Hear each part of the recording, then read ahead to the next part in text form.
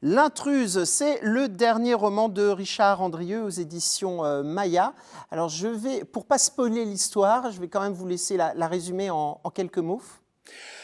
Bah, c'est une histoire qui se passe au début des années 90, dans une cité qui a été construite dans les années 60 pour reconstruire la France, avec une main-d'œuvre étrangère. Et puis, il y a des mômes qui sont livrés à eux-mêmes, et des petits voyous. Et puis un jour, un petit voyou va voler le sac à main d'une vieille dame. Et il va trouver dans son sac à main une lettre qui date de 1940.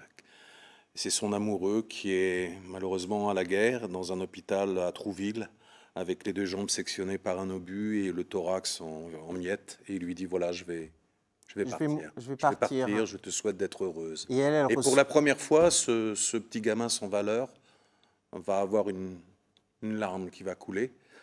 Et il va être rongé par la culpabilité. Il va rendre le sac à cette dame sans lui dire qu'il l'a volé.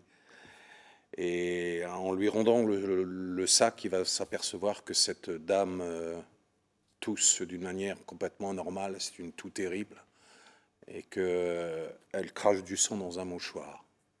Et là, il va l'aider et une véritable relation va se développer entre ce garçon des cités et cette vieille dame qui a 78 ans. Est-ce que c'était une volonté d'écrire un roman qui se passe dans une cité ou est-ce qu'on aurait très bien pu transposer aussi cette histoire intergénérationnelle ailleurs? Oui, on aurait pu la faire vivre complètement ailleurs, oui, oui. Vous Parce savez, que, le cancer est malheureusement partout. alors, c'est effectivement l'intruse, c'est la tumeur, Ouais. c'est une histoire de cancer, mais c'est aussi une histoire de solitude, parce que dans ce livre, on se rend compte, en fait, tous les personnages sont terriblement seuls, que ce soit la mère de Marwan, que ce soit ce garçon perdu, livré à lui-même, et cette vieille dame qui, en fait, attend la mort depuis 50 ans, depuis que son amoureux est Vous mort. savez ce que disait Malraux? Il disait, la pire des souffrances, c'est dans la solitude qui l'accompagne. Mais je crois qu'il avait diablement raison. Et, Donc ce sont des deux solitudes qui vont se rencontrer parce que à cause de la à maladie. cause de la maladie. C'est la maladie qui va réunir tous ces gens. Enfin, tous ces gens. Alors, ils sont trois, mais ils symbolisent quand même bien la société actuelle, parce qu'il y a quand même la famille monoparentale, cette Oui. femme, qui a été abandonnée aussi d'une certaine façon. Le père est parti très, quand Marwan était très jeune. Oui. Parce que Marwan, il fait un parallèle entre ça. Il fait un parallèle entre Anne, son amoureux est mort pendant la guerre, et sa mère, son amoureux qu'elle aime toujours, qui est son père, il s'est barré avec une autre et il les a abandonnés totalement parce qu'ils n'ont pas de nouvelles. Oui. Et malgré les dates différentes, lui, il fait un parallèle. Oui, bien sûr. Mais ce qui est troublant, c'est de voir que ce petit voyou, qui va voler le sac à main d'une vieille dame, je ne vois pas vraiment ce qu'on peut faire de pire, va tout d'un coup se rendre compte que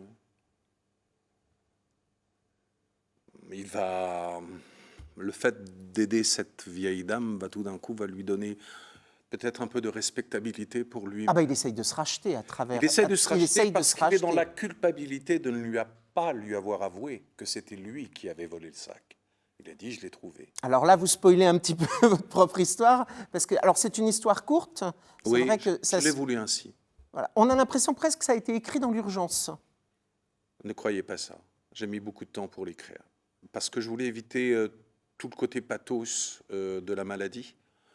Donc, j'ai voulu écrire ce livre par rapport à l'urgence des sentiments que vous pouvez trouver quand il y a un vrai danger, quand la mort est là, quand la finitude peut être possible.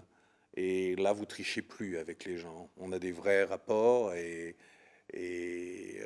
du coup, il fallait aller à l'essentiel. Exactement. Voilà. Vous allez toujours à l'essentiel dès qu'il y a un danger.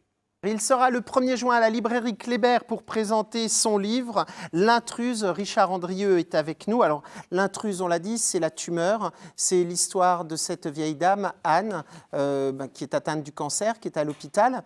Et là, à l'hôpital, on se rend compte, on parlait de solitude tout à l'heure, très peu de visites.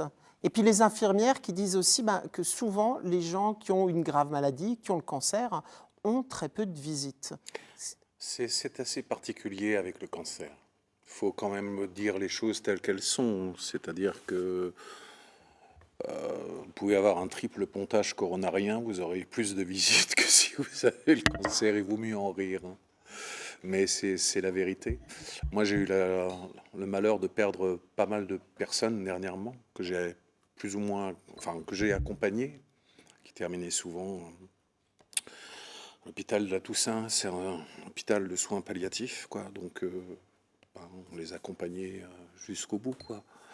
Et là, c'est en discutant aussi avec le personnel médical que vous avez voulu appuyer ce côté-là dans le livre. Non, il y a quelque chose de vraiment troublant lorsque la finitude est là, on sent qu'elle arrive et il se passe des choses entre les gens, où on va au fond de l'honnêteté même, de l'existence, une intimité inimaginable, quoi. Vous trichez plus, vous allez à l'essentiel parce que Alors justement, sans rentrer dans l'intimité, quand on lit ce livre, et lorsqu'on connaît l'auteur, on essaye toujours de faire des parallèles entre soit ses derniers livres, soit sa propre vie.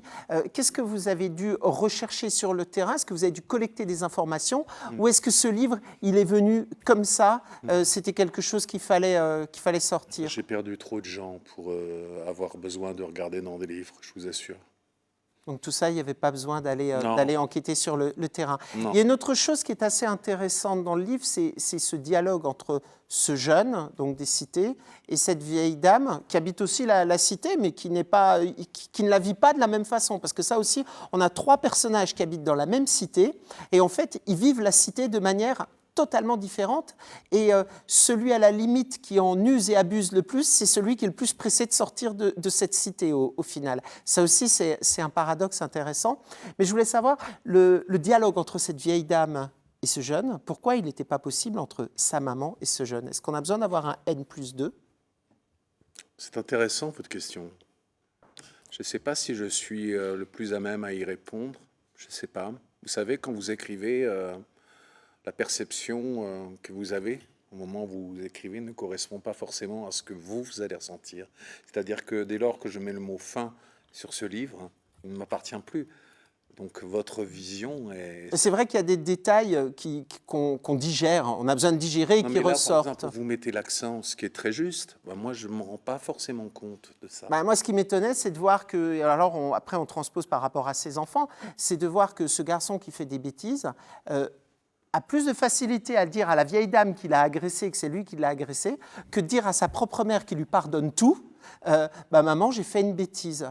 Et ça, c'est quelque chose où on se dit, bah, tiens, il y a quand même... Ben, on retrouve ce dont on parlait au tout début, c'est-à-dire la pudeur des sentiments.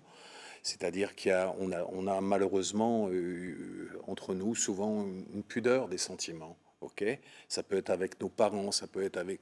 Et puis il y a la maladie qui arrive, il y a la mort qui est peut-être là, et là on fait plus joujou. Et la pudeur des sentiments s'estompe.